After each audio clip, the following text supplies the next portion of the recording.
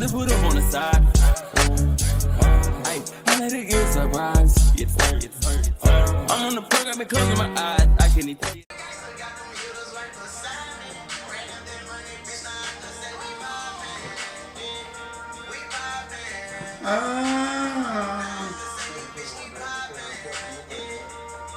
That's just an up-tempo song. I think that's what it is about this song. Out of all of them, that one's just a really upbeat, up-tempo. You know what I mean? Yeah. You know. And then, of course, like I said, I like Birdman's verse. You know, Birdman said swerving up in the form. He says swerving up in the form. He said, I got them black diamonds on my chains, I'm official. He said, I'm official, got the black diamonds on my chain. Cause I like his OG, he said, I ran enough, you niggas go and do the same, nigga. And then he came back with chasing that money, I ain't been sleeping 3 days. So, you know, in other words, he said, what's his name, Birdman said, I'm too official, got them black diamonds on my chains, nigga. I ran it up. You nigga go out and do the same, nigga. He like to use the word nigga a lot. I just realized that. It's a pain song, but I'm letting Can we start? everything go. I promise. Specifically about anything. What's up, gang? We back with another one. So today, man, y'all already see what it is, man. So Trap Lord Ross dropped the YoungBoy documentary, 6 hours. Well, taking 5 hours, 52 minutes. So basically 6 hours. You know, he did the Von one. I forgot how long was the Von one. Whoa. I thought they said this was an hour long. We're doing an hour. You think you finna sit here for 6 hours? Come on now. This thing is 6 hours long? Yep. This is part 1 of 6 hours? Yep. You see how you didn't trap me into starting this? I didn't even know. I literally told you yesterday. See, it's how I know he wasn't listening. I told him that the guy that made King Von long documentary is dropping a YoungBoy documentary, and it's 5 hours. I said 5 hours. I didn't know it was 6. Yeah. See how he don't be listening to me? It's not so much about listening. All I heard was... I said we gonna do an hour. That's all I heard. I know it was 6 hours. Yeah, 6 hours. Man, it's called YoungBoy, Real Killer or Fake Gangster. And at first, you know, obviously I didn't know much about Trap Lord before the King Von one, and now I know about him, and I saw how much detail and how much research he really did to put into that documentary. So whether it was true or not, I already know it's going to be a ton of, for this to be 6 hours, it's going to be a ton of detail in this. So I guess he's going to break down if YoungBoy really just be rapping or if he a real killer. So we about to do a real deep dive into the life of YoungBoy. Yes, that's what it look like. So let's get Alright, let's get into this because it's an hour long. So this is going to be part 1 for us. Yeah, it's part 1. Warning, this video contains themes of violence, death. They said he was getting death threats when he dropped the preview for it. Like he was in the DMs. The guy that wrote this, that did the documentary on it? Yeah. So that's why he put out this warning and all this stuff. Talking about he was like, letting everybody know like he ain't trying to disrespect nobody. Intended to glorify or glamorize the gang lifestyle. Every effort has been made to remove anything from this video that goes against YouTube's community guidelines, including swearing and violence. But if you'd like to see a fully uncut version of this video with everything I can't show you on YouTube, then head on over to patreon.com/traplordross, where you can watch all of my biggest documentaries uncut for just $2. But if you're not into that, just hit the subscribe button and enjoy the rest of the video. Thank you. Over the last 5 years, there's been few rappers that have generated excitement and controversy as YoungBoy. His music is personal, thought-provoking, and violent in equal measure. He's one of the few artists who can top the Billboard charts with music all about killing, death, and destruction. But his ability to communicate the stark realities of life growing up in the dangerous slums of Baton Rouge have inspired people all over America and the world at large. YoungBoy's experiences in the gang-infested slums of Louisiana, where it's kill or be killed, inspired a generation of downtrodden youngsters to struggle through the pain too. Because despite losing family members and being the target of numerous assassination attempts, YoungBoy has always managed to come out on top. Not just surviving, but beating the odds and coming back bigger every single time. It's rare to find an artist who attracts this much love and hate all at the same time. And YoungBoy's thugged out survival anthems for the streets have made him one of the most beloved artists in history. But his influence has a dark side too, because some might say that his aggressive murder anthems are inspiring a generation of lost teenagers to slide and resort to violence just like he had to. But can YoungBoy really be blamed? When basketball player Ja Morant ended up in hot water for flashing a gun in a strip club to YoungBoy's music, many people suggested that this was YoungBoy's fault. And considering just how many lives seem to have been lost as a direct result of YoungBoy's career, whether it's the murder of rival Baton Rouge rapper G Money, to the slaying of YoungBoy's beloved manager Big Dump, or even the killing of Chicago rap legend King Von, seemingly a self-defense shooting, the result of Von trying to fight one of YoungBoy's friends, to say YoungBoy and his NBA crew are dangerous would be an understatement. But is the group of people that YoungBoy surrounds himself a gang of loose cannons, shooting first and asking questions later, or are they just... Is that what? Is that no cap? Yeah, no cap right there, and that's Quan right there. Yeah. A family of youngsters with a once-in-a-lifetime opportunity they would put their lives on the line to protect. Over the course of his career, so many people have died that YoungBoy even refers to himself as the Murder Man, and claiming in numerous songs to have been the direct cause of as many as 7 murders in his hometown. Over the years, many people have questioned the authenticity of YoungBoy's gangster image. You got cap in your raps. YoungBoy talking about on this song, bro.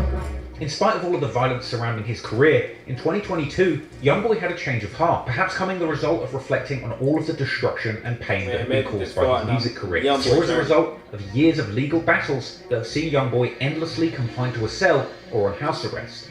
Because recently, he's been calling to stop the violence, pledging in interviews to stop promoting murder and violence in his songs, and even taking steps to de-escalate the conflict with his most hated rivals in Baton Rouge, with YoungBoy's crew even sharing the stage with their mortal enemy Fredo Bang for a special charity concert aiming to stop the violence. But that said, even these intentions have been called into question, when after pledging to stop the violence, YoungBoy continues to drop violent murder anthems back to back. So, the $50 million question remains unanswered. Is YoungBoy really a gravedigger, the self-proclaimed murder man of Baton Rouge, really serious about stopping the violence? Or is this all just a ploy to try and avoid the responsibility for convincing a generation of teenagers to pick up a gun and get active in the streets? Well, today we're going to take a closer look at the murders, the music, and the man, and decide once and for all, is YoungBoy really as dangerous as they say he is? Boy, it really makes you feel like you're watching the movie. It's either you're gonna die, or you're gonna be a bum, or you're gonna be successful, or you're gonna go to jail. And the reason I hate that way, because the spirit point, I don't know which the one. Hey, one thing I say about Trap Lord, y'all can say what y'all want about him. I don't even know if everything be true, but like even when I said in the King Von one, he never said that stuff was just true. He said he just put his facts out there, the stuff he found, and let you decide for yourself. Exactly. So that's why, and then the production go crazy in these. But I ain't dumb though. You hear me? And the people who play that role, to y'all, them just know I ain't dumb. The people who really know me, they know I ain't dumb. You hear me? I came this far. You think I came this far by being dumb? Come on, man.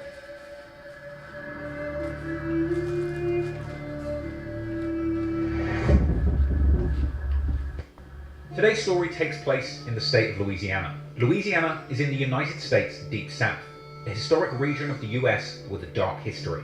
The Deep South has had deep ties to the historic slave trade, with these particular states like Louisiana, Mississippi, Alabama, and Georgia historically being heavily dependent on the plantation system, which saw black people kidnapped from their native lands in Africa and put to work against their will in cotton fields for the benefit of white Americans. Even after the Confederate States lost the Civil War and slavery was abolished, racism continued to cast a shadow over Louisiana for many years. Attempts were made to restrict free black people from voting, and racist organizations like the White League were formed in Louisiana to terrorize, intimidate, and target the black community there. Eventually, after World War II, in the face of the Civil Rights Movement, black people in Louisiana finally began to exercise their right to vote. And in 1960, this saw the establishment of groups like the Louisiana State Sovereignty Commission with an aim to battle racial segregation in the state, particularly in schools. During these years of segregation, it's believed that many African Americans fled Louisiana to states like California, seeking better treatment and opportunities.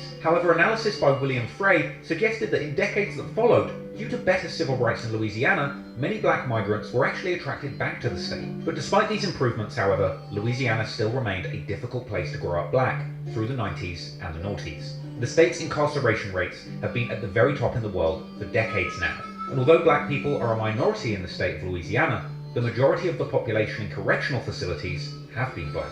Louisiana has the second highest poverty rate in America, and here too, black people seem to suffer the worst. Moreover, the devastating events of Hurricane Katrina and subsequent flooding left tens of thousands of Louisiana residents stranded, with those affected being disproportionately African American. And the poor efforts to rescue these black people in danger had many people questioning if the state really even cared about their black citizens. George Bush doesn't care about black people. Now look, you might be wondering, what the hell does all of this have to do with YoungBoy? Well, in my opinion, it's important to understand the history of when it comes. Hey, this is crazy. They said this came out on social media, I don't know, maybe a year ago, a couple years ago, or whatever. But you know how Google Maps, you can do like the satellite cam and like see a certain area. Well, you know they don't be updating it like that often, so you might like do the satellite cam, but like try to see your house or something, and it'll show. Like I remember I did our old house, and it showed like old car or something. Yeah, old car that was there that wasn't even like from when we lived there or whatever. So they found this picture from doing that of YoungBoy. They saying that's YoungBoy? Yeah, they found this picture from doing like the satellite camera where he was from, and they just happened to find him, and it was him standing right there and stuff. Wow. To understand the environment that created the man, as well as the inherent challenges of growing up as a young black man in Louisiana.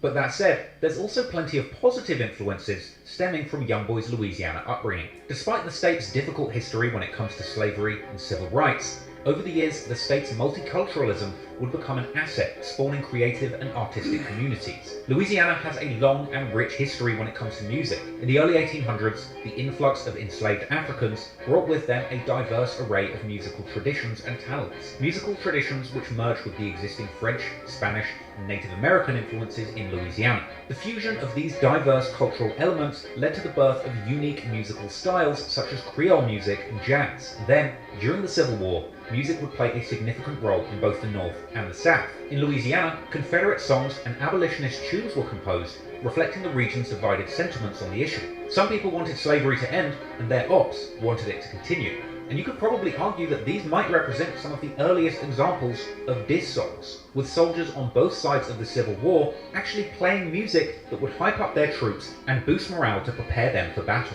After the Civil War, as time would go on, Louisiana creatives would continue to experiment with music. Blues music is believed to have originated in the Deep South in the late 1800s and early 1900s. The African American communities in New Orleans are credited with pioneering jazz music in the early 1910s, and in the 1950s, more new musical genres emerged, like swamp pop, where young Cajuns and Creoles would combine traditional French Louisiana music with New Orleans-style rhythm and blues and country and western music, as well as the more low-tempo swamp blues originating in the black communities of southwest Louisiana. Into the 50s and 60s, the civil rights movement would further impact Louisiana's music scene, as African American musicians leveraged their talents to amplify the call for racial equality, often using their platforms to shed light on the struggles that they had faced. R&B and soul music, with their origins in gospel and blues, would become vehicles for expressing the aspirations of the African American community. And then of course, as hip-hop emerged in the 80s and boomed through the 90s, a whole wave of aspirational southern rappers would emerge from Louisiana's biggest cities. In New Orleans, modern rap was pioneered by Master P and his No Limit clique, later being taken to brave new heights in hip-hop's bling era by the likes of Cash Money Records, headed by Birdman and his prodigy Lil Wayne, who would arguably go on to become one of the greatest rappers of all time and my personal favourite.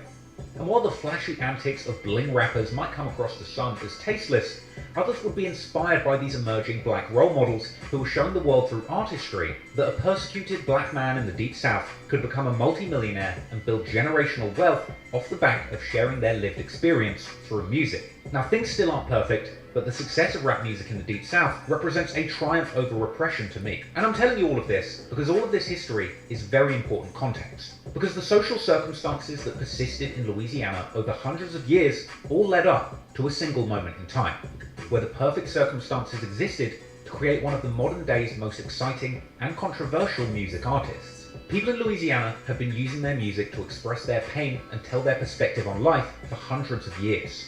And in the modern day Louisiana, one voice stands out above all others. The voice of a young boy who experienced one of the harshest upbringings modern day Louisiana had to offer. And that young boy was able to put all of his pain, trauma, and triumphs into his music. Modern day music that is still unmistakably Southern. So, now you know the city, let's take a closer look at that young boy, YoungBoy. YoungBoy was born Kentrell Deshaun Gordon in 19... So he did a complete background on Louisiana before he actually gets into the story of YoungBoy. So for people that don't know about Louisiana, what was going on in Louisiana, you know, it gives you an idea of how YoungBoy was brought up, you know, through the, you know, the people before him and how things were going, you know. Dang, YoungBoy was born in 99. Should have been born in 2000. And over the years, he's been known by many names. NBA YoungBoy, YoungBoy Never Broke Again, Top, YB, AI YoungBoy, and the list goes on. Now, YoungBoy by no means had it easy as a kid. He grew up on the north side of Baton Rouge, more specifically North 38th Street and Chippewa Street. This led to another nickname that appears He finna tell you. Remember you asked what's 38 Baby the other day?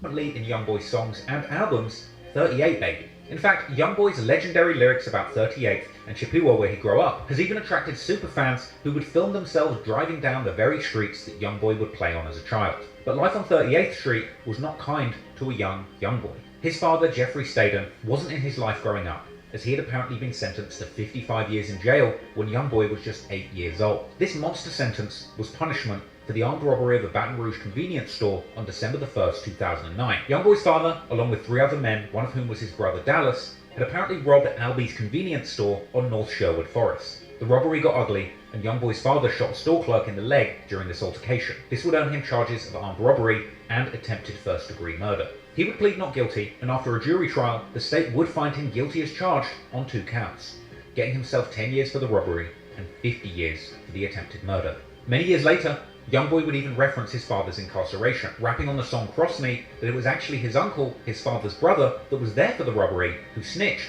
and got him 55 years in jail. As well as referencing his father's plight on the song Where the Love At, where he raps that he prays he doesn't become an alcoholic like his father, as well as paying respects and suggesting that his father needs a second chance at life because robbing people for their money was how he was trying to provide for his family. It seemed like both sides of YoungBoy's family had a history of robbery, as his uncle on his mother's side was also an alleged known robber in Baton Rouge. However, unfortunately, he would suffer a worse fate than YoungBoy's father. Andy Golden, the uncle who YoungBoy referenced a couple of times in his music, was apparently shot in the head during a robbery attempt. YoungBoy mentions on the track Acquittal how he heard stories about how his uncle was shot in the head, implying that their relationship was most likely non-existent if YoungBoy had to rely on stories to hear all about his life. As well as in the track R.I.P. Lil Dave, when YoungBoy speaks of his uncle who got shot in the head and died while hitting a lick. Further references to this are heard on the track 38 Baby, when YoungBoy outright declares that Andy Golden was his uncle, which means that robbery is in his genes. I mean, just take a second to think about... Oh, that's crazy. I ain't never know that. What was that? Because that's a lyric... Oh, that's crazy. From that, 38 Baby, the song that blew him up. So, I ain't never know he said Andy Golden. I just knew he said the name. I didn't know what he said, but I remember was my uncle robbing in my jeans or whatever part. Was his uncle, which means that robbery is in his genes. Bro, got us doing our homework. Think about the situation that YoungBoy was dealing with here as a child. His father is serving 55 years for robbery, with one uncle who snitched on him, and his other uncle was also a prolific robber who got shot in the head and killed during a robbery. All this would leave him as a lost child with no father figure, who even saw robbery as part of his DNA. That's a heavy situation for an 8-year-old kid to be dealing with. And with no father figure in his life, YoungBoy would have to rely on the females in his family to look after him and make him a man. Despite his mother Sharonda Golden being alive, she apparently wasn't there for YoungBoy as a child at all times. So, he would initially be raised by his loving grandmother Alice Golden, but unfortunately, YoungBoy's grandmother would pass away too, leaving him devastated for years to come. YoungBoy would open up about the loss of his grandmother in a Billboard interview in 2023, calling her his protector. After losing his grandmother, with his father in jail and his mother out of the picture, YoungBoy wound up in a group home, and it would be here that he would be subject to physical abuse and bullying. He would later explain in a Billboard interview that it was this experience of being targeted in the group home that led him to cultivate his own dark and violent side for protection. Clearly, YoungBoy had to fight for survival as a child. In fact, he actually broke his neck whilst he was wrestling as a toddler. This was a serious injury which required him to wear a full neck and head brace whilst his spine healed. This was a corrective procedure which left him with the 3 iconic head scars that he has on his head to this day, an everyday reminder on his face of just one painful incident that he endured as a child, and something his enemies are still quick to use against him with the hurtful moniker Deadhead. That's Lil Durk's wife. You remember around the time Durk dropped his album? And I told you him and well, really YoungBoy was kind of he had said he finna drop Saying Dead Durk, and YoungBoy was kind of going on his rant on Twitter.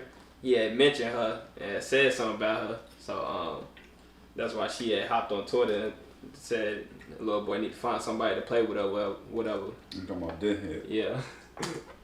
And being levied against him. YoungBoy had gone through so many traumatic experiences as a child, it's unsurprising that he would grow up dealing with a lot of pain. But even outside of the tragedies in his own family, YoungBoy would also suffer losses outside the home. When he was just age 10, he would end up losing one of his closest childhood friends to gun violence. As a child, YoungBoy was friends with another boy who was around 6 years older than him, a boy by the name of David Cobb, aka Lil Dave. On March the 27th, 2010, a memorial picnic was being held at a park on Woodpecker Street in Scotlandville in Baton Rouge. This event was intended to honour the memory of local teens who had lost their lives to gun violence. But unfortunately, the very thing that this event was intending to shed a light on would end up happening that same day, because at some point, a fight broke out and bullets started flying. One of those bullets hit 16-year-old David Cobb in the spine, and despite there being hundreds of witnesses, this case would ultimately go on unsolved, partly due to a fear in the community of retaliation against those who would be seen as a snitch for speaking to law enforcement. As a result, the family of Lil Dave would be left grieving without closure, heartbroken that their child lost his life at an event that was intended to honour teens losing their lives to gun violence. And it wasn't just Dave's family who were devastated by this loss. YoungBoy himself would be distraught and traumatised by losing a friend to gun violence so young. He would go on to rap about the loss of Lil Dave and the effect that it had on him years later. YoungBoy would rap on the song For Keeps with Rich the Kid that Dave was killed by a chopper or machine gun and that he wishes he could call him. Also, on the aptly named song Homicide, YoungBoy expresses his desire to get revenge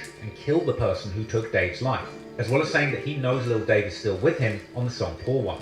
On the song Cage Feeling, YoungBoy speaks about the death of Lil Dave, saying that this loss turned his heart cold and made him become a killer. The fact that YoungBoy was no stranger to loss of friends and family at such a young age just goes to show you the kind of environment he was growing up in, and the factors that coerced him into the kind of lifestyle he would go on to live. But YoungBoy was already being influenced by the streets. He would actually later rap in the song Life that Lil Dave was the person who taught him how to smoke, shoot dice, and get money for sneakers. He also said that he felt life began getting crazy for him when Lil Dave was killed. In the song Better Man, YoungBoy would claim to be tormented by the image of Lil Dave's murder in his mind, and on the track How I'm Living, he would vow to make the people responsible bleed for what they did to Dave. Later on the unreleased track Hold 13, that appeared only in a trailer for his hit album Top, YoungBoy would rap a lyric which some believe is him actually confessing that when he made his first $20,000, he spent it on a hitman to get revenge on Lil Dave's killer. With this traumatic and personal loss, combined with his family's reputation when it came to robberies, it's no surprise then that as a young teenager, YoungBoy dropped out of school in the 9th grade and got heavily involved in the streets, becoming a teenage robber just like his father and uncle. YoungBoy would later tell DJ Smalls Eyes in an interview that after his grandmother died, he started robbing himself and ultimately wound up in jail for a robbery at just age 14. I grew up taking, I grew up stealing, taking from people. At first, my grandma used to take care of me. And when my grandma died, started catching my attention at a younger age. See, I got booked for robbery at age 14. Ultimately, YoungBoy found himself in a youth detention centre for this robbery. But perhaps this would be a blessing in disguise, as while he was incarcerated, he would claim to have found his purpose in life, beginning to write music and using that as a way to express himself and cope with the pains of life, vowing to become an artist rather than a criminal. I ain't gonna say it was the best thing that happened to me. It helped me know my purpose. It helped me know what I want to do. Within them 6 months, I wrote at least like 25 songs with no beat. It was basically I was going through how I was feeling. It helped me learn how to express myself. YoungBoy's family were actually always interested in music. YoungBoy claimed to have written his own obscene rap lyrics in the 4th grade, and he had apparently been taken to the studio by his mother, who herself was also an aspiring rapper. And his father had even written to him from jail, telling him that he had been writing music during his 55-year sentence, and encouraging YoungBoy to focus on music too. So, upon his release from jail for robbery, YoungBoy would return to 38th Street with little more than just a dream of becoming a rapper, along with a lifetime of trauma. And before he could get anywhere with his rap career, he would at least need a stable environment to live in. Luckily, he ended up finding a new place in the neighborhood to call home, with YoungBoy rapping on the song Life that he met his friend 33 riding his bike down Chippewa, and that 33's mother accepted him into their home like family. According to 33, him and YoungBoy are essentially brothers, as the two grew up with the same mother, Monique. But Monique is really 33's biological mother, as we know that YoungBoy is the biological son of Sharonda Golden. But due to the fact that 33's mother Monique helped raise YoungBoy, he often refers to her as his mother as well, which would make 33 his adopted brother, and the two do seem to have a relationship that is stronger than most real brothers. And because of this, the two basically just say they're real brothers. You said you knew him since you were 4? Yes. Because you guys are brothers, and you were born around each other, so it's like you don't have any memories of not knowing them. No, it's like you know how both our daddies split up, you know what I'm saying? So we got the same moms. It's like, man, really, I started making music with my brother. Just really inspired me to go in the booth, because it really wasn't about me. It was really about YoungBoy, and I was pushing him. And one day he just told me, man, look, come do this with me. And he pushed me to go in the booth, and I just took a liking into it, and that's where it really started from. So, shout out YB. Meanwhile, YoungBoy's relationship with his own biological mother Sharonda was up and down during his childhood. Years down the line, he would open up about this on the song Lonely Child. This song right here, this was on his album in 2019. When we get to 2019, probably one of his biggest songs of his career, and it's the most requested song on the channel. Lonely Child. It gets requested 5 times every time I drop a YoungBoy video. We just haven't got there yet. Yeah, we just as new people come to the channel and stuff, they requesting the song. They don't know that we going down the timeline, so we haven't reached this song. So I'm steady going with the timeline. I could have just broke off from the timeline and did the song just because, but I'm going in order, make sure we build it up right to get to the song. Okay. But yeah, it's definitely the most requested song. It gets requested every single time.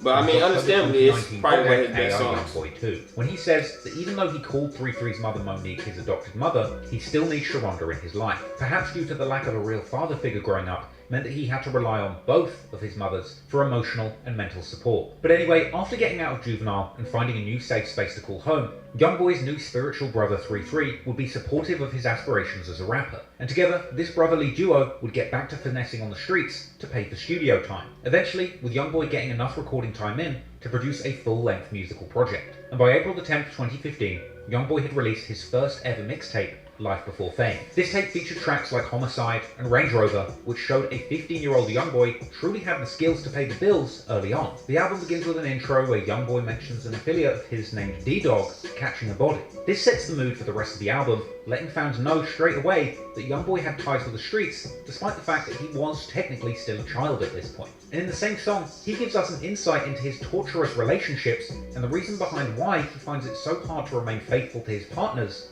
even at age 15. In the song I Know, YoungBoy begins to paint a menacing picture of his position in the local gang hierarchy, mentioning on 2 occasions how he can rely on another known NBA affiliate by the name of Lil Pap to go get him. A brash statement which shows that even at age 15, YoungBoy was really in the streets, with people around him that he could send to do dirty work. YoungBoy would also share his experience with Get Back and Vengeance in this project. On the track Deal With It, he talks about how revenge was exacted on the person who killed his uncle, saying that they spotted the person who killed his uncle and that YoungBoy witnessed somebody put that person in a casket, and going on to say that the deceased man's brother is now after him. This is an important lyric, as it shows that even back when he was just 15 years old, people were dying around YoungBoy, being killed, and he was becoming a target himself, despite not being directly responsible for the violence that had played out. Elsewhere on this song, YoungBoy pledges his allegiance to a group called TBG, or Top Boy Gorilla. This is the first crew or record label that YoungBoy aligned himself with when he became a rapper, though unfortunately, as is often the case in the streets, over time, as YoungBoy's star rose, tension would brew between the members of TBG, arguing over who the next big rapper from the group would be, and eventually, what began as a partnership would devolve into a deadly beef, with members... TBG, was it? What they call themselves? No, I said that's the Fredo Bang group. Remember we did the Fredo Bang. The Fredo Bang versus YoungBoy enemies or whatever thing video. Yeah, that's their group. TBG picking their sides and the feud escalating into an all-out gang war with people being murdered on both sides and years of heartbreak playing out on the streets and in the music. When YoungBoy left juvenile detention, inspired to become a rapper rather than a robber, it wouldn't take long for others to see the potential this teenage rap prodigy had. From here, a group of people from his neighborhood with ties to the music industry as well as the streets would begin to take him under their wing. YoungBoy's first mixtape, Life Before Fame, was actually released under the banner of TBG, with YoungBoy and 3-3 being seen in throwback pictures rocking TBG merch. TBG stands for Top Boy Gorilla, a crew with a storied history in the wild and dangerous streets of Baton Rouge, Louisiana. TBG was supposedly started by deceased Louisiana native and affiliate of rap veteran Boosie, Lil Ivy Smith. He would turn out to be the uncle of future TBG rap prospect Lit Yoshi, but more on him later. Now, Lil Ivy was sadly killed in an unsolved triple homicide back in 2005. However, at this early stage in the game, YoungBoy was nothing more than a promising young prospect to these Baton Rouge rap OGs. The older members of TBG were looking to find the next up-and-coming rap rookie who could potentially be the next homegrown rap star to come out of Baton Rouge. And at the time, the real crown jewels of the TBG squad were a couple of rappers known as G Money and Fredo Bang, who around the time were picking up steam with their song iPhone 6 alongside Boulevard Mel and YMM Captain.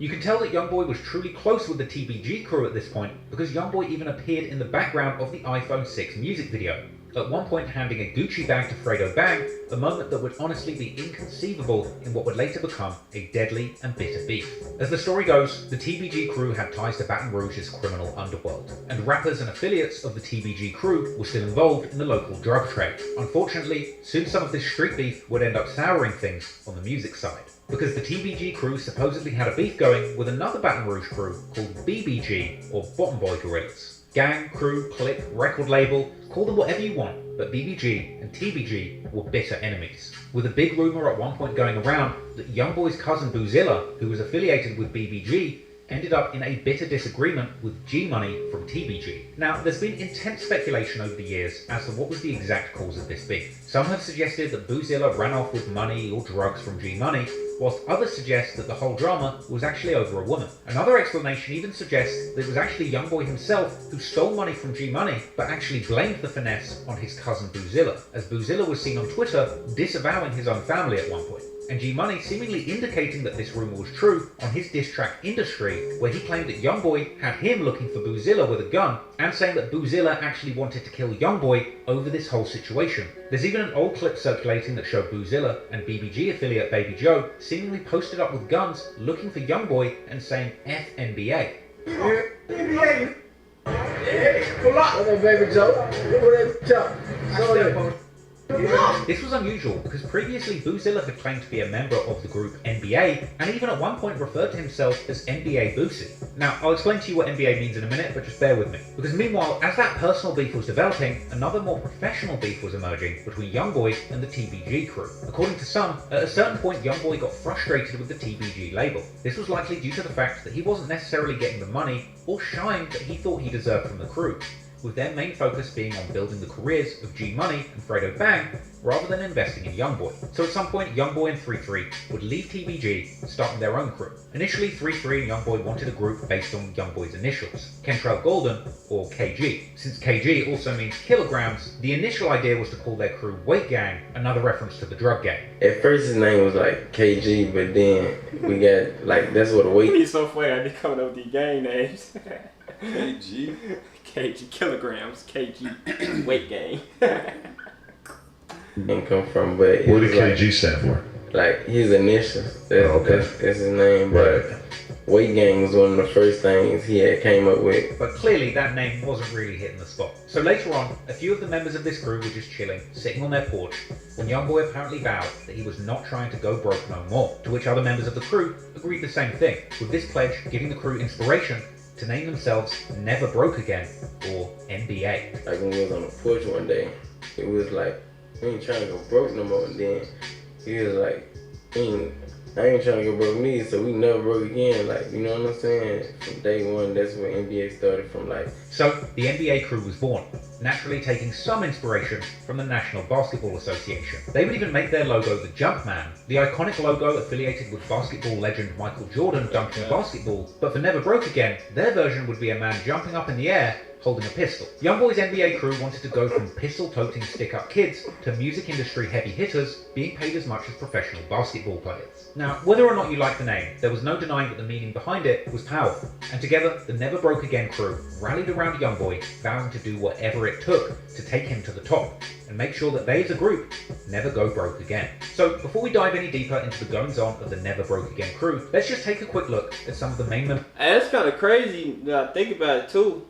For one, I like all the details. I didn't know all this stuff.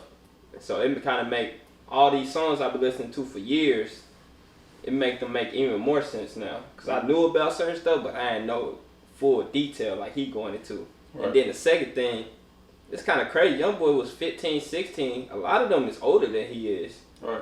And he the ringleader of the group. It's kind of crazy.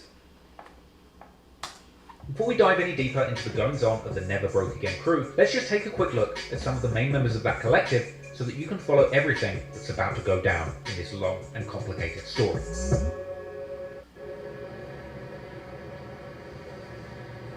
YoungBoy is of course the face of Never Broke Again, the NBA collective. He is the label's leading rapper. And this crew's bet on getting behind YoungBoy's career would ultimately end up paying off handsomely. With his crew's support, he would go on to become one of the biggest artists in the entire world. Then there's OG33, NBA's co-founder, who started the group along with YoungBoy and Montana. I started NBA, you know, like, and then like YoungBoy just was really like the main one who was rapping. Like, I take that back. I know I just said YoungBoy is the ringleader. I do remember he just said, he was like since he was older, he was like the guy that got everything organized. Yeah, he was like the big homie in the group. Like, he got everybody in line, kept everything organized, and YoungBoy is obviously the one that was taking off with the rapping. Was really like the main one who was rapping. Like, I don't really take rapping serious because like YoungBoy really made me rap. After 33's mother took YoungBoy in as one of her own, they would build a bond as strong as blood brothers. We got the same mom, like that. OG33 is one of 10 children, 5 kids from his mother's side, 5 from his father's side. But he's the oldest of all of them, which has led to him having a mature outlook and a real head on his shoulders, as he's almost had to act like a father figure for YoungBoy and his other siblings. And there's 10 kids altogether, right? Yeah. 5 from your mom, yeah, 5 from your dad. Yeah. On both sides, I'm close with all my brothers and sisters because I'm the oldest, so it's just like... You're almost like a father figure, in a way. Yeah. Is that a lot of responsibility? Yeah. Yeah, for sure, but you know, that's just my role, so it's just, I took on my role. When YoungBoy didn't really want to rap at first, it was 33 that pushed him and made sure that he stuck with it, dedicating his life to elevating YoungBoy's career and keeping him on the right path. I always was the one that always pushed him, like, cause he didn't really want to rap at first, but then like, once I really found out like he was gonna be that, like I pushed him even more harder.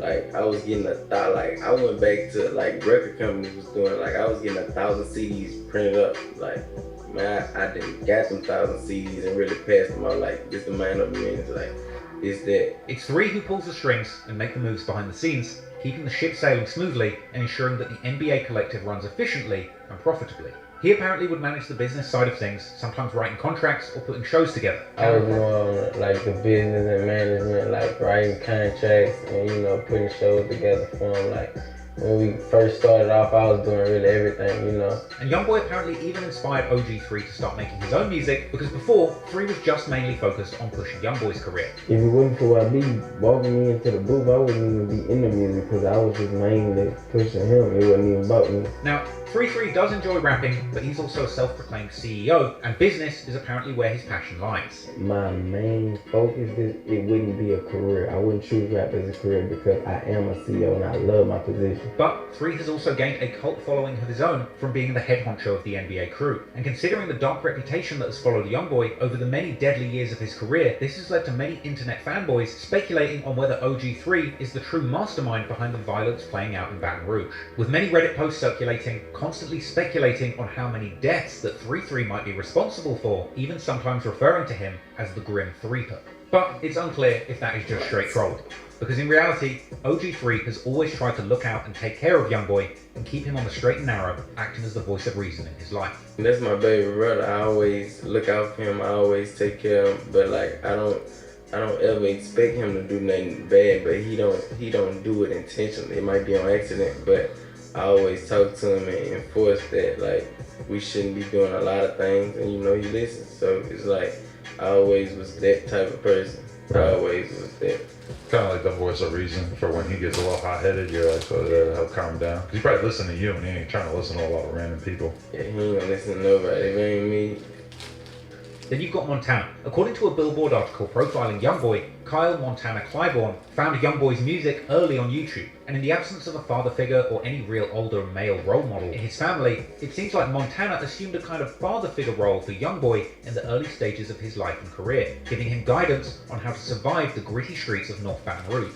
In fact, in the song Lonely Child from his October 2019 project AR YoungBoy 2, YoungBoy admits that he has been missing his father, and as a result, he actually calls Montana his father. Montana would help co-found the Never Broke Again label along with YoungBoy and 3-3, with interviews explaining that in the early days of NBA, YoungBoy would be sleeping on an air mattress at Montana's house, at a time when Montana played the role of manager, booking agent, and financier, driving YoungBoy all around the South to perform for between $500 and $1,500 a show to build his fan base in the early days. However, there's always been confusion over exactly who YoungBoy's manager specifically is, and to be fair, it has changed over the years. For a period of time, YoungBoy's manager was a man by the name of Big Dump. Sometimes referred to as YoungBoy's manager or agent, it was Dump who was there for YoungBoy during the most turbulent years of his come-up. But Dump would ultimately end up losing his life in 2018, seemingly as a direct result of the deadly street beef between these two warring Baton Rouge gang sets. But we'll go much deeper into that situation later on in the story. Another person who played a significant role on the management side is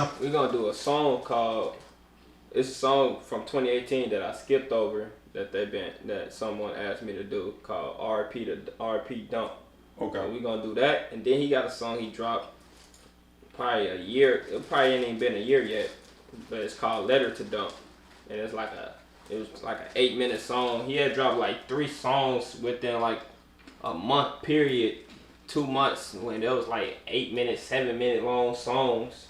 He was just like rapping / talking and stuff. So he got a song called Letter to Dump too, that we gonna eventually do. Now that you know and getting all this information, we can do the song. We ain't gotta wait till we get to 2022 or whatever. Okay.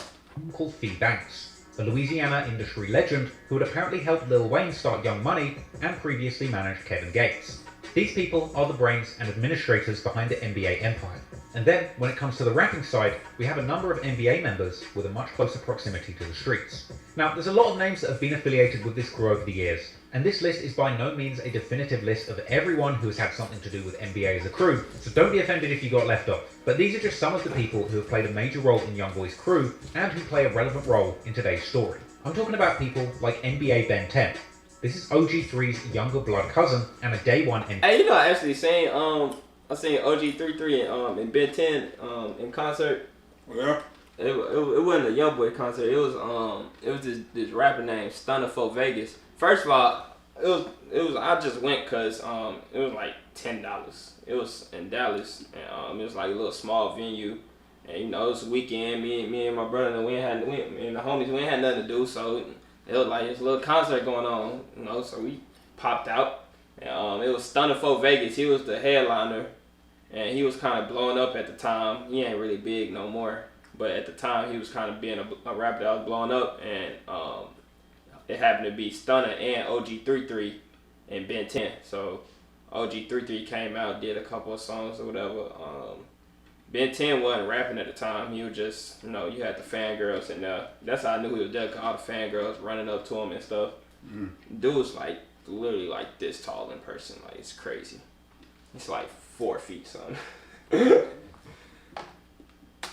Affiliate. Ben met YoungBoy at Three's house, and apparently the two had a fight the first time that they met. Man, me and Three first cousins, blood. Like, we used to stay together. His and my mom used to live together, so that's how I met Three. I met them day at 3 hours. I met them. We had a fight the same day, you hear me? But apparently after this fight, they would share a blunt and become good friends, going on to make money and catch cases together since they were just 12 years old. We spoke the blunt, you heard me?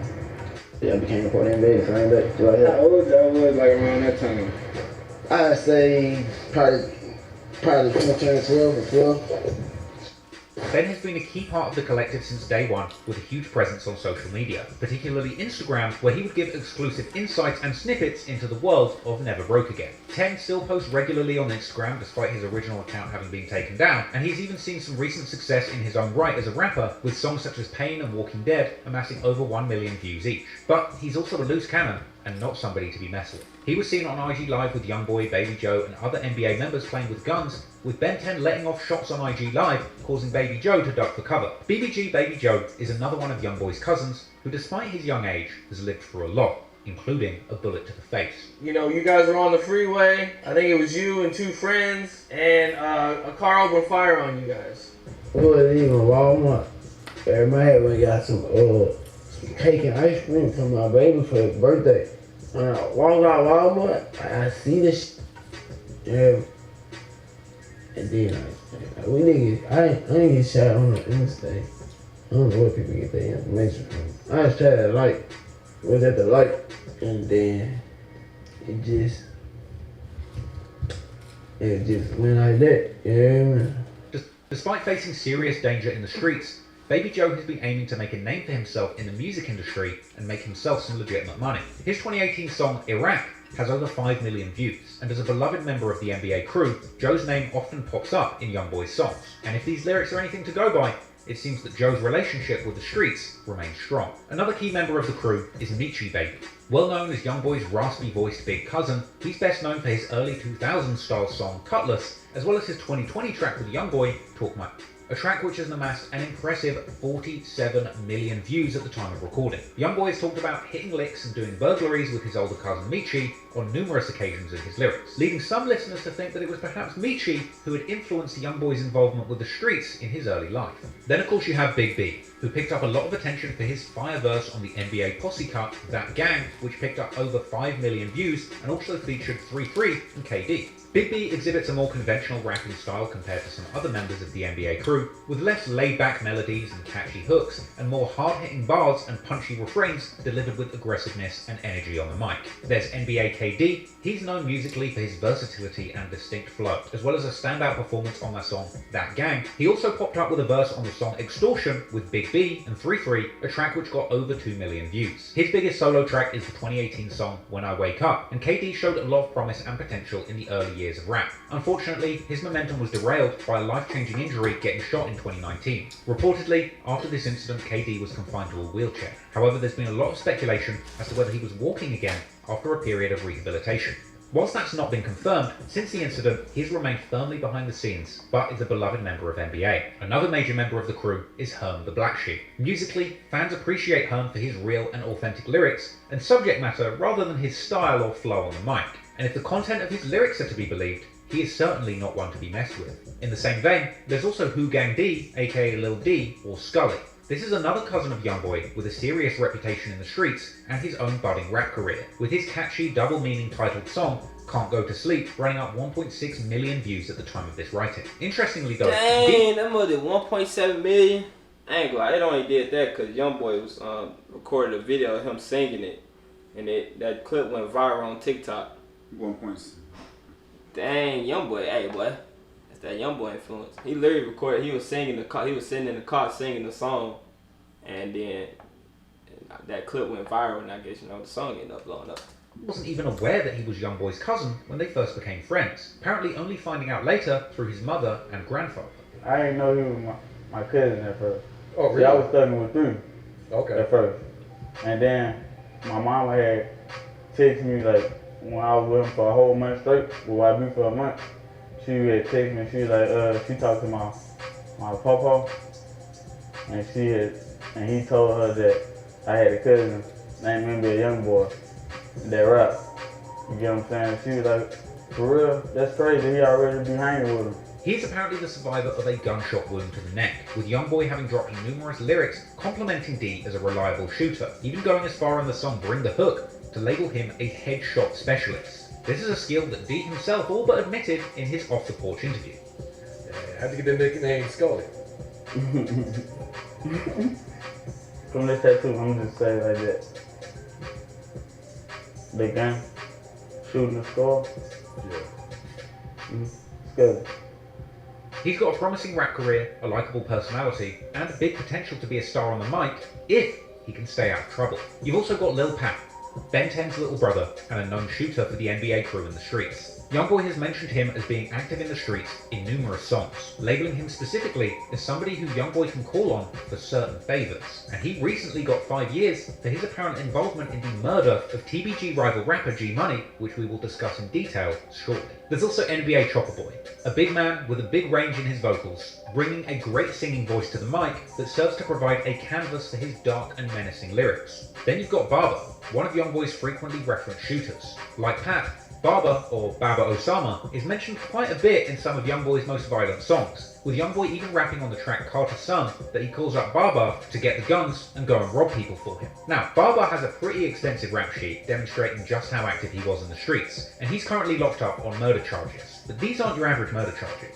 It's actually been reported that Baba Osama is facing a whopping 9 counts of murder, with some recent posts on social media even suggesting that Baba Osama was actively working as a gang assassin or hitman, engaging in murder for hire for numerous gangs. Now that's not necessarily everybody that's been involved with YoungBoy's NBA crew over the years, but they are the people that we'll be talking about most extensively in today's story. Clearly, YoungBoy's NBA crew are a group of young men coming out of some of the most difficult streets that the Deep South has to offer. Clearly, some of these guys aren't afraid to break the law and even kill to protect what's theirs. Whether that's their own lives, the lives of those around them, or the life of their top breadwinner, YoungBoy. The NBA crew are truly willing to do whatever it takes to make sure that they indeed never go broke again. However, there's been a lot of confusion over the years, because as well as NBA, there's another group that YoungBoy and other NBA members shout out a lot, and that's 4K Trey, or 4KT. It would appear that while YoungBoy started his record label in the name NBA, or Never Broke Again, his affiliations to actual gangs in the streets of Baton Rouge goes by another name. YoungBoy has dropped numerous lyrics where he claims to be a member of the gang 4K Trey, who sometimes refer to themselves as Slimes. He's also made numerous references to being in America's infamous Blood Gang. Now, slime is a decades-old term that has been associated over the years with Blood Gang members. This term was initially brought to the public's attention by Blood rapper Vado, who released numerous projects that would reference slime, with the usage of the Blood slang slime and slat being popularized in mainstream modern rap music by Atlanta Blood rapper Young Thug, who is currently incarcerated awaiting trial for gang-affiliated charges. Now, this slime ideology essentially sees Blood members identifying under the colour green rather than the traditional red bandana that Blood members are known to wear. And as YoungBoy got further into the music industry, he would seemingly build close relationships with other rappers who were known to affiliate with the Blood Gang or identified as slime. People like Birdman, 21 Savage, and Young Thug himself. And as the years went by, YoungBoy would increasingly use his lyrics and music videos to shout out his affiliations to 4K Trey, the Blood Gang, or Slimes, even naming his Never Broke Again label compilation album Green Flag Activity, along with him and his crew frequently being... So I like finally hearing the history behind this, because, you know, as a fan of YoungBoy, as the time went on, it did kind of seem like it came out the blue. Like, next one year, he had a song, and all of a sudden he was saying 4K Trey and like all this stuff, slime and green flag. He had green flags in video and stuff, and it kind of like like a lot of people was thinking he just made up his own new gang. Like, you know, a lot of people, you know, especially like around my age, so they, oh, YoungBoy just made up his own game, 4K trade, whatever, not knowing the actual history behind it. So like now I'm actually learning the history behind it, because you know, in real time, as he dropping music and stuff, and years going on, it did just kind of come out of nowhere. Like one day he just dropped a song, he talking about 4K trade this and green flags, and I'm like, where all this come from? In public with nothing but slime green bandanas and blue clothing. They would also sometimes refer to each other as fours. Someone called you when you first started YoungBoy, someone called you 4K trade dad. Someone called in one of the comments? Yeah. For real? Trey. However, for the specific explanation of the gang's name, 4K Trey, this has been a mystery that has sparked debate amongst NBA fans for years. One popular theory is that it simply means 4 Kentrell, and that his 4KT gang are killing or shooting specifically for YoungBoy, or Kentrell. Another popular theory claims that 4KT actually stands for Forever Killing Them, a more general rallying cry against their odds. Other people think that 4KT actually relates to the names of YoungBoy's first children, with the first 4 of their names beginning with K and 1 beginning with T, with this being a more vanilla interpretation of the gang's name, suggesting that 4KT is a way of YoungBoy saying that he's essentially doing what he does for his children, whose initials are K and T. Another explanation circulates, suggesting that 4KT actually means 4 Crazy Trey. This is a reference to Crazy Trey, a young man from Baton Rouge who was gunned down at a party in 2014. He was apparently close friends with one of YoungBoy's biggest enemies from Baton Rouge, Fredo Bang, a detail which has led many to suggest that this actually couldn't possibly be the true meaning of 4K Trey, with some outright denying this explanation, suggesting that YoungBoy had not even yet associated with Fredo Bang at the time 4KT was founded. There's yet another theory that 4KT actually refers to YoungBoy's cousin Boozilla, who was killed in 2016, as his real name was Keandre, with a suggestion that 4K Trey actually was originally 4K Dre, or Keandre, but the Dre over time ended up being changed to Trey. Now look, at this stage, it's unclear exactly what 4K Trey stands for, but in the end, perhaps we aren't supposed to know the real meaning. And the idea that the true origins of this gang that YoungBoy supposedly affiliates with being shrouded in secrecy kind of makes perfect sense. After all, YoungBoy's artist Quando Rondo would even say in his song Way Up that he actually threw a girl out just for even asking what 4K Trey meant. Clearly it's a secret, and clearly I'm not supposed to know, which means you are definitely not supposed to know. But now you know the city, the gangs, the label, and the people behind the music, let's take a closer look at the story, the incredible ups, the devastating downs, and the lessons to be learned from YoungBoy's one-of-a-kind career and life journey.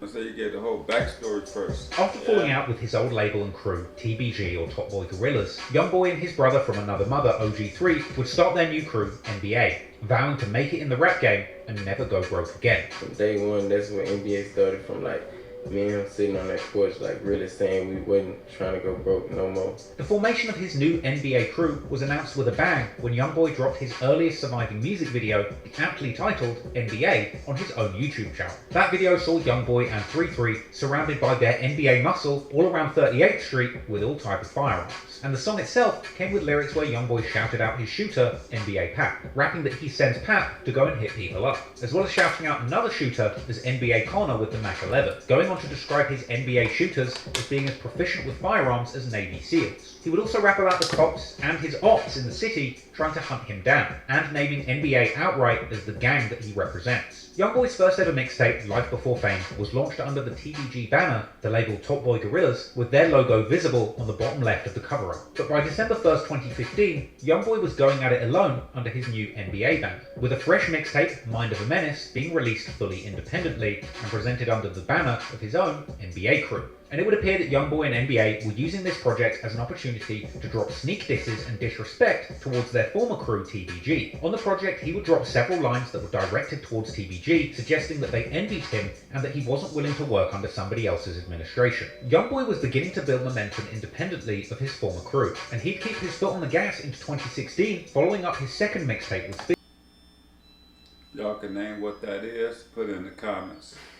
Let's see who can get it right. One person got it right before. If you can name what that noise is, put it in the comments. April the 1st, 2016, only 4 months after Mind of a Menace dropped, YoungBoy blessed his budding fan base with a sequel, Mind of a Menace 2. And on this project, he continued to drop shade on his former crew TBG. In the intro for this tape, he suggests that they didn't live up to their promises and says that he's ready to go to war with his former allies. Then in the song A Lot of Miles, YoungBoy explains that rather than switching on TBG like some say he did, he actually claims to have just gotten smarter and that he hasn't really changed at all. Perhaps indicating that he felt he got smart to what was going on and realised that his career would benefit more as a free agent. YoungBoy would seemingly indicate his team's readiness to go to war with their former crew. On the track Fact, rapping that he's riding around with Pap, OG3 and Guns looking for their ops and aiming to make their guns go boom when they see them. Around this time, it seems clear that YoungBoy formed his winning strategy of flooding the internet with music through frequent mixtape releases. Less than 3 months after Mind of a Menace 2, YoungBoy would drop yet another mixtape, Before I Go, which was released on June the 27th, 2016. And on this project, YoungBoy would begin to drop hints alluding to the ongoing beef with G Money, the star rapper of his former crew TBG, Top Boy Gorillas. YoungBoy would also be shooting more threats to his former crew on the song Change, saying YoungBoy not TBG, and if someone plays, he's gonna get it. And another lyric on the song Change seemed to acknowledge a rumour that G Money had actually hooked up with YoungBoy's sister, with YoungBoy saying he won't speak on sleeping with my sister, something that perhaps wasn't public knowledge at the time of this song's release. Huh? That's one of the songs we did. Did we? I don't know if we did Change. Change. We did a lot of the ones he's been mentioning so far though. Right, I remember something about him messing with his sister. I think that was another. It was a couple of songs that got mentioned on. Okay. But around a year later, G Money would openly admit and kind of brag about hooking up with YoungBoy's sister in a Say Cheese interview. He met by the sister too though. About his sister? Yeah, a long time ago.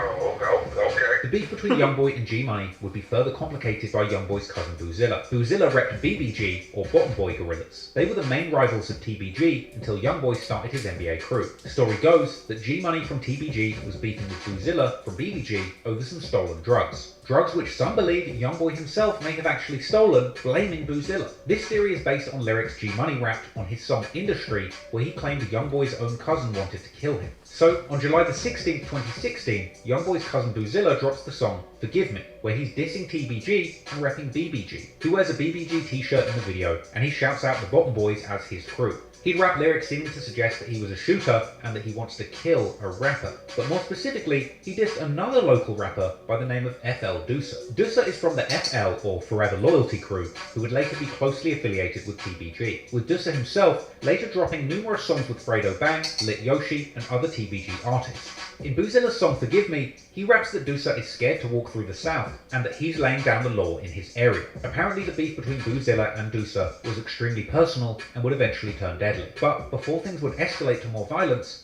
YoungBoy would end up making a huge leap forward in his rap career. On September the 21st, 2016, YoungBoy drops a video for his breakout track, 38 Baby. Named after the street he grew up on, Northside 38, this song was a window into his life, fresh out of the streets. The track painted a picture of his daily life, drinking lean, smoking. Now this is one of the first songs we did by YoungBoy. Okay. And what was I finna say? Oh, if we was to go back and listen to it now, at the time you ain't like it. I don't remember if you liked it or not. I'm pretty sure you didn't like it, but you know, cause he was obviously just talking about catching the body and stuff like that.